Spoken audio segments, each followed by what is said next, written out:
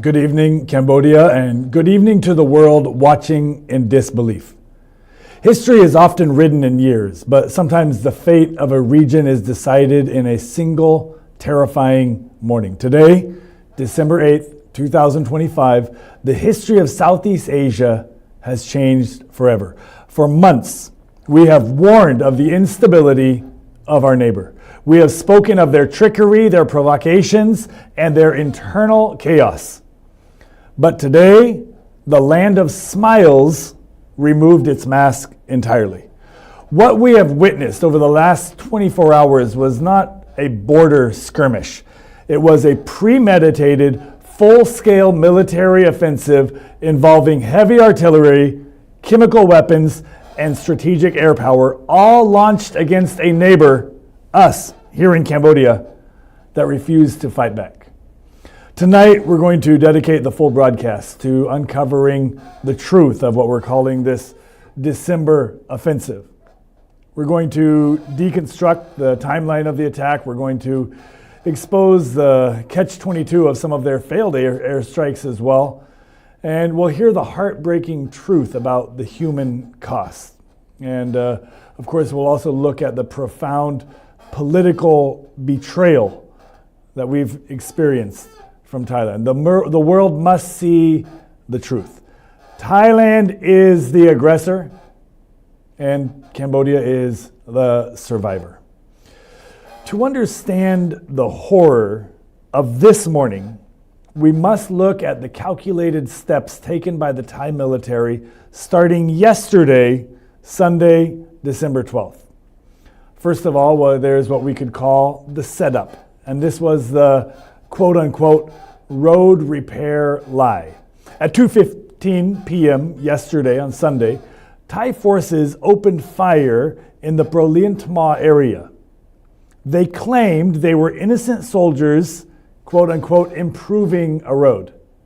But now we have a smoking gun. Intelligence confirms that 24 hours before this, quote-unquote, clash, Thailand abruptly reinstated a strict drone ban over the border. Listen to the logic of this. You don't ban civilian eyes from the sky unless you're hiding a military buildup. This is premeditation. They were locking down the theater of war before the first shot was fired. Then came the darkness of this morning, December 8th. The Ministry of National Defense has released a very forensic timeline that proves that this was an invasion planned by Thailand, not an accident. At 4 a.m., while our Cambodian citizens slept, Thai heavy transport trucks moved forces from the Phnom Rung to the front line at Anse. Then at 5:04 a.m., the baiting began. Thai soldiers fired small arms, 25 rounds, then 38, then over 100 machine gun rounds. They were desperate for a Cambodian soldier to return fire so that they could claim, quote-unquote, self-defense. But the Cambodian soldiers held their fire. Then at 6:22 a.m., MT-60 mortars began raining down. At 6:51 a.m., tanks began to advance on the Tamlon Temple area. At 7:40 a.m., 155 millimeter heavy artillery pounded targets from Prevahia to Tanker Bay. Then at 8:10 a.m., the Thai military crossed a line that defies humanity. They fired toxic gas, chemical smoke, into the Phnom Khmer and Prevahia temple areas. Let's pause for a second. They're gassing a UNESCO World Heritage Site. They're poisoning the air around a sacred temple to drive out defenders. This is not strategy. This is barbarianism. But the ultimate escalation came this morning from the sky. At 9:05 a.m., Thailand deployed F-16 fighter jets to launch airstrikes on the Siam commune. This is a massive strategic shift. Using F-16s against ground troops in a border dispute is unprecedented. It's a signal that Thailand is not trying to secure a border, as they would say. They're trying to punish a nation. We do have a catch-22 of their aggression at Thangkra Bay Temple. New intelligence analysis regarding the bombing of Thangkra Bay Temple reveals that Thailand has trapped itself into a strategic, what we call catch-22. They're damned if they do, they're damned if they don't. Let's look at the logic. First of all, there's scenario one, which would say that there is incompetence. Thailand admits to bombing Thangkra Bay, but recent imagery shows that the temple still stands. So if a modern air force cannot destroy a stationary stone target, it exposes gross military incompetence. As analysts have noted, the temple is effectively laughing at the Thai Air Force. Or perhaps it's scenario B, which is the scorched earth mentality. The targeting reveals a dark mindset, an attitude that if Thailand can't have it, then Cambodia can't have it either. This proves to the world that they are vandals willing to destroy shared human heritage rather than let someone have it. Or there's possibly the AI lie. And there's a strong possibility that the stories of successful strikes are AI-generated PR victories designed by Thailand, designed to appease Thai nationalists across the country. They may be fabricating the success of the mission because they can't achieve it in reality. They've bombed themselves into a diplomatic corner. They're either incompetent, vandals, or liars. There's no fourth option.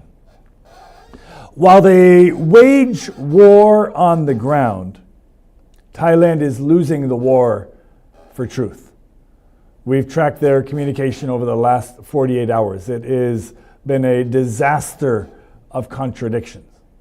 Yesterday, the Thai army had to release a second statement, not to correct the facts, but because their own citizens started asking why Cambodia was calling for observers while Thailand was hiding. The media could not agree where the fighting happened. There was a geography problem shifting between 3 different locations in the Thai media. Then there's the Thai media reporting that they have clear evidence. They keep screaming that they have clear evidence of Cambodian aggression. And again and again and again, it's been asked, so where are the receipts? Where are the crater photos? Where are the ballistic reports?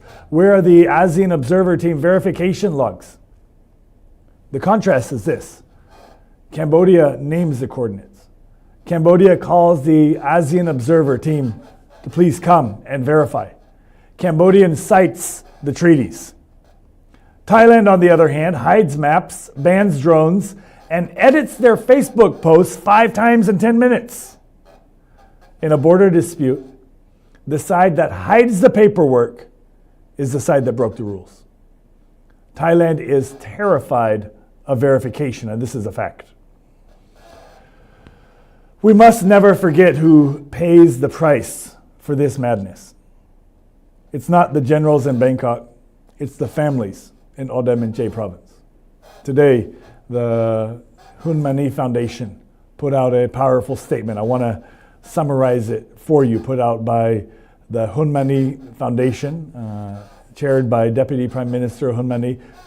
They've shifted the conversation from not just the military tactics, but also the moral urgency. It was highlighted that children and persons with disabilities are disproportionately exposed to the danger of this aggression. Please understand, when toxic gas is fired into a village, the elderly can't run. The handicapped can't run. When F-16 strike, it's especially the children that are traumatized. Hundreds of families are fleeing right now as we speak, seeking safety in pagodas and other areas where they can find safety. And I want to point out, just like what was pointed out today by the Hun Mani Foundation, that right now there is leadership uncertainty in Bangkok. And this is one of the big causes. Because of domestic instability in Bangkok, their leaders cannot prioritize humanity. They're too busy fighting for their own political survival to care about the lives that they are destroying through this aggression and through this dangerous charade. So we demand humanitarian corridors. The safety of the people must come first. While Thailand drops bombs, Cambodia is mobilizing aid. This is the big difference between a regime and a nation. We also want to turn to the political heart of this war. Earlier this afternoon, Samdech Techo Hun Sen, President of the Senate of Cambodia, released a statement that exposes the true motivation of Thai Prime Minister Anutin Charukitvirakaval. He shared photos of Anutin dining with the governor of Pai Lin province, governor of Cambodia, friends breaking bread. And he wrote these devastating words. He said, "I never imagined that Prime Minister Anutin, with the purpose of gaining future ballots, would dare to use the lives of troops and people and declare war." What Samdech Techo Hun Sen was saying was this: this war is a campaign stunt for them. Anutin faces an election. He faces a fracturing coalition. He faces extremists. And to save his job, he has decided to burn the border. He's trading the blood of his soldiers for votes in the ballot box. And Samdech Techo Hun Sen reminded the world that we should not declare war on those who are not wanting to retaliate. This is Cambodia's position. Throughout this entire offensive, the gas, the tanks, the jets, the Ministry of National Defense confirms that Cambodian forces did not retaliate at all. We stood our ground, we protected our people, but we refused to give Anutin the war that he is wanting for his re-election. So, where do we stand tonight? The Kuala Lumpur peace accord signed by Anutin in front of President Trump and Prime Minister Anwar have been shredded by Thai F-16s. I'm sorry to say, but Thailand has spit in the face of the international community. But they've also failed in their objective. They wanted to provoke Cambodia into a war that would unite their divided nation. They failed. Instead, they revealed themselves as a chaotic, aggressive regime that gasses temples and bombs neighbors who refuse to fight back. The world has recalibrated. The U.S. State Department has just issued a statement of grave concern and alarm regarding the escalation. Thailand is the aggressor. They're the risk. They're the chaos. Cambodia is the stabilizer. Cambodia is the adult in the room, the survivor. We call on you, wherever you are in the world, to condemn this war. We call on the world to support peace. We call on the world to support the humanitarian corridors. And we declare that the Cambodian people will not be broken, they'll not be bullied, and that we'll win this with the truth. We'll bring you more breaking news as it comes.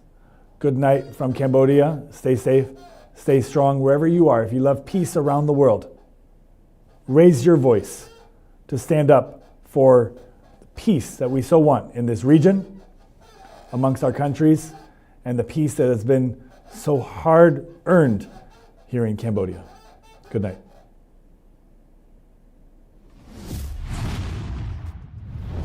ត្រយ៉ងនាំសារពិតគ្រប់ទីកន្លែង